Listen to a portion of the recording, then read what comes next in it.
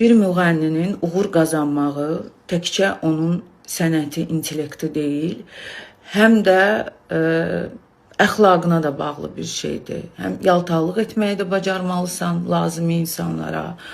Onlara hətta görün baxım da etməlisən, arxanda insanlar da olmalıdır, dostlar, tanışlar, sevgililər. Yəni kimlərsə olmalıdır. Sən bəlli bir yol keçməlisən.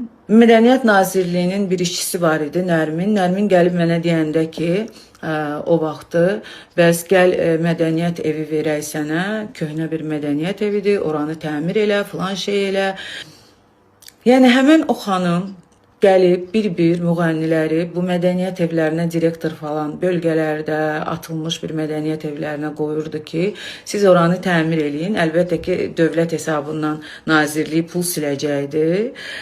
Müğənnilər oranı öz cibindən təmir etdirəcəkdi və mədəniyyət evinin böyüyüsən deyə, işçisisən deyə sabah sənin təqdimatın veriləcəkdi və sənə ad verəcəkdilər. Əməkdar artist adı almaq üçün mənə bu təklif olmuşdu.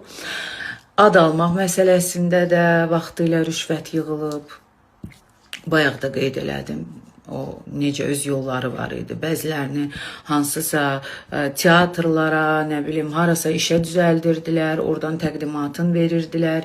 Yəni belə yolları var idi. Bir yerdə korrupsiya varsa, bunu korrupsiya şöbəsi və yaxud Hesablama Palatasının hansısa qurumu, kimlərsə, yəni bir qurum araşdırmalıdır.